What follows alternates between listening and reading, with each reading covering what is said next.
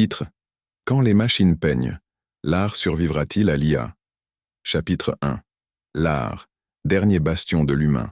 Pendant longtemps, on a cru que la créativité était une frontière infranchissable. Les machines pouvaient calculer, exécuter, organiser, mais pas créer. Peindre un tableau, écrire un poème, composer une mélodie, c'était l'empreinte unique de l'âme humaine. Aujourd'hui, cette certitude s'effondre. Chapitre 2. L'irruption des artistes artificiels.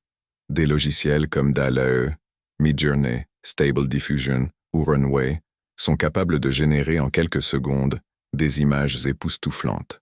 Des IA comme ChatGPT rédigent des scénarios, des romans, des pièces de théâtre. Des intelligences musicales créent des chansons entières, avec paroles et voix, en imitant n'importe quel artiste. En quelques années, l'IA est devenue peintre, écrivain, musicien. Elle rivalise déjà avec les humains.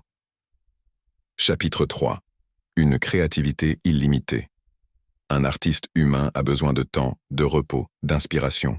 Une IA, elle, peut produire des milliers d'œuvres en une journée.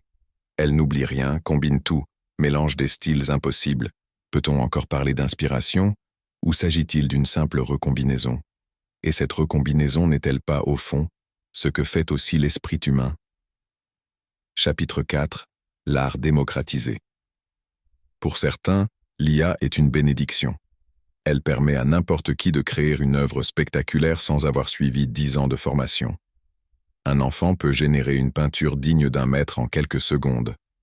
L'art devient accessible à tous, mais en devenant facile, perd-il de sa valeur? Chapitre 5. La menace pour les artistes humains. Pour les professionnels, l'IA est une ombre inquiétante.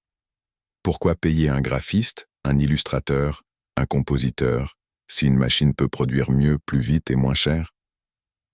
Des studios de jeux vidéo remplacent déjà des équipes entières par des générateurs d'images.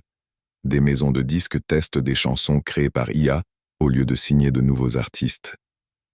La concurrence est déloyale. L'IA n'a ni salaire, ni droit d'auteur, ni fatigue. Chapitre 6. L'art sans âme. Pour beaucoup, l'IA ne crée pas vraiment. Elle imite, elle calcule, elle reproduit. Elle ne connaît pas la douleur, l'amour, la joie. Elle ne vit pas, donc ne ressent pas.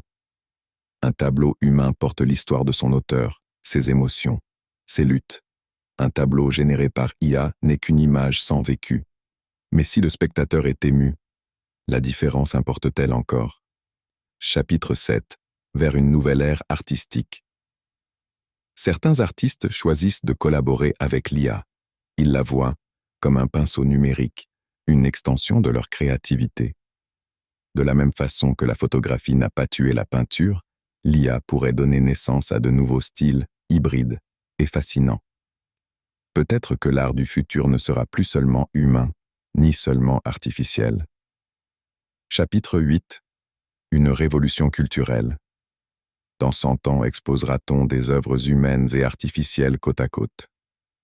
Étudierons-nous les grands maîtres humains, puis les grands maîtres numériques? Ou bien l'humanité rejettera-t-elle ces créations comme des contrefaçons? Le débat reste ouvert. Mais une chose est certaine. L'art, ce domaine que l'on croyait réservé aux humains, ne nous appartient déjà plus totalement.